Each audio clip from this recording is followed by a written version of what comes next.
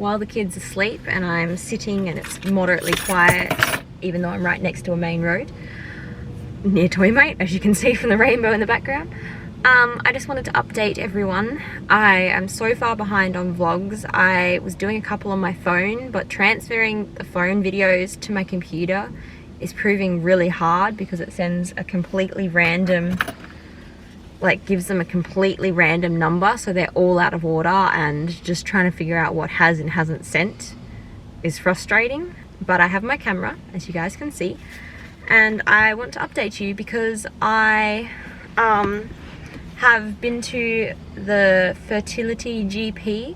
She's technically just a GP, but she works Tuesdays and Wednesdays, I think. She used to do Mondays and some other day, but she works out of Fertility North / Gynecology North. So she's more specialized in that area, and she does a lot of referrals on to the rest of them. And she can also do a lot of things like ovulation induction and all that sort of stuff. Like, she's more qualified than the average GP and is very closely linked with the full-on IVF treatments and all that sort of stuff. There goes the police.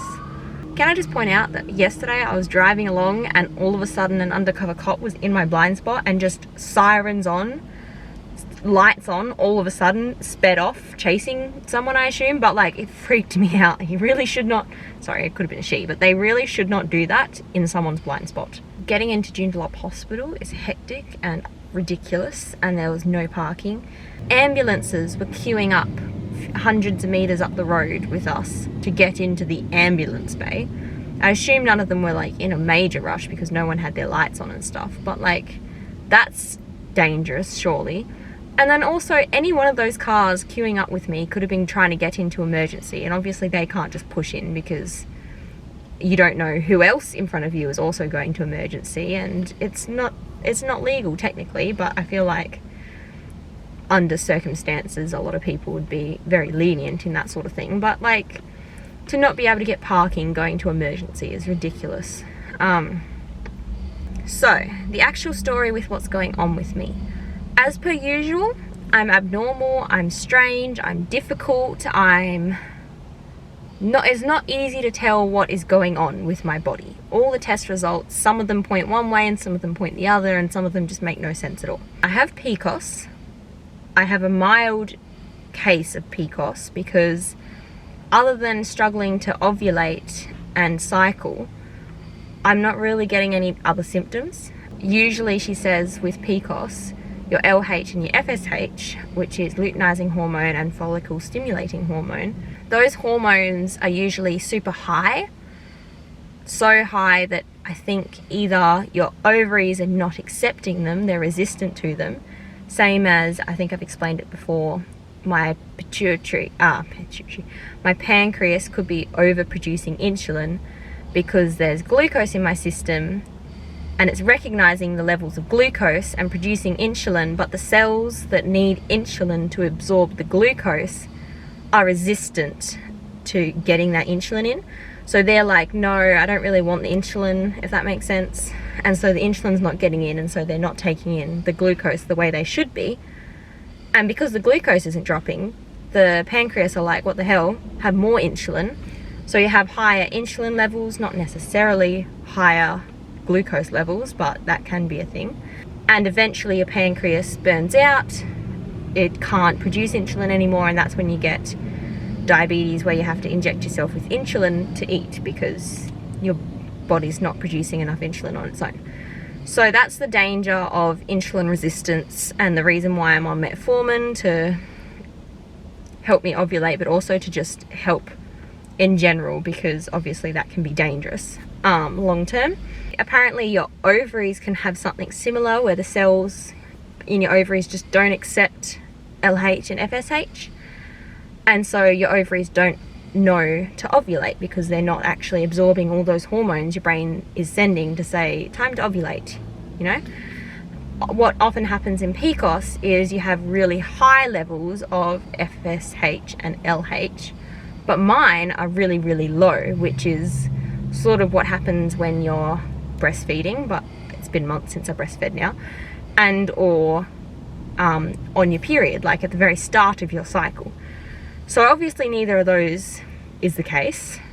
So something's going on.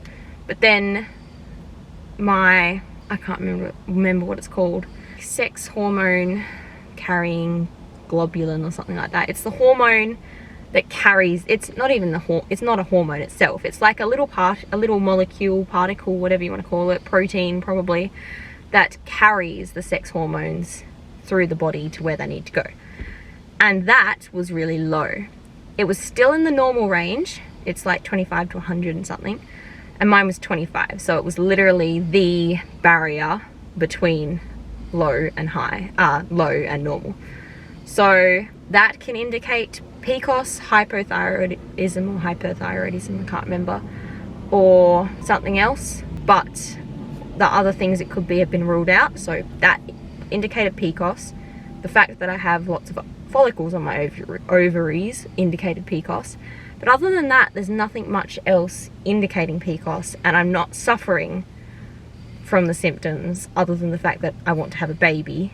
But also, if I didn't want any more babies and like I wasn't focusing on that at the moment, long term I would have to figure out my PCOS, because if you're having really irregular periods, you're not having a period for months at a time, it can really increase your risk of cancer in the future. That is what's happening with my body that we know of. What we're doing to help, currently I'm going up to 4 metformin a day, and if I can tolerate that, I will go through the rest of my stash, and I will then switch to diformin, which is just a slow release, not an instant release like the metformin.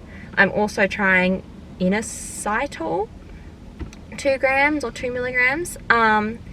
And she said that there's no real like side effects or harm in trying inositol, so we're just sort of taking it to see if it helps at all. But the idea behind it is that it helps my ovaries become more willing to take in those hormones. So if there is any resistance in my ovaries, it'll help that a bit, and they won't be as resistant. They'll be a little bit more sensitive, and they'll actually recognize the hormones my brain is sending. I did a blood test yesterday just to check up on my hormones, and then today sometime I'm going to get a phone call with the results. Basically, they're going to be looking mainly at the progesterone. If my progesterone is low, I go back in a week to see if my hormones are actually going anywhere, what's happening, see if we can get some sort of picture. Because if they're just staying about the same, then we know that I'm not cycling.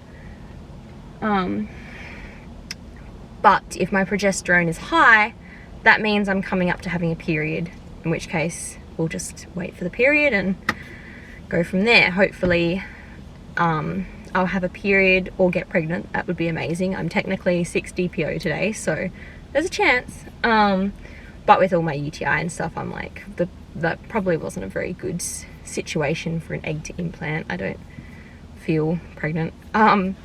Have a period, and then in a month I'll have another period or be pregnant. That's always the other option. And then if I still haven't got I'm still not regular, I don't have a period in the next month or two, then we have another option. This is where it gets slightly scary. Not scary, but nerve-wracking, I think is the word. Because basically she has said, if we're starting to go crazy for our kid, if we feel like we're trying so much and it's mentally draining, which it is really mentally draining. I thought I'd be okay because like we're young, we have plenty of time, but like the older Hayden gets, I feel like I want to give him a little sibling. Like he'd be so happy. I don't know. I really want Hayden to have a little sibling. And then, looks like I have a sweat patch, but it's just a shadow. And then also, we're gonna have to stop in like a couple of months because I don't want to be pregnant for my wedding. Or have just given birth for my wedding, if that makes sense. So we obviously are gonna go back on contraceptives, that's the word, and stop trying until after the wedding. So we sort of have a deadline. And I know we can just start trying again after the wedding, but like Hayden will be so old by then. He'll be like an old 80-year-old, you know? No, he'll be like 4, but I don't know. we do feel like we have a time frame, and I know it's nothing compared to what other people have. Like, other people are actually running out of eggs and running out of biological clock is ticking, whereas we just have an image of what we want our family to be like. We want a closer age gap. I want to have my kid before I start my big career, my next kid.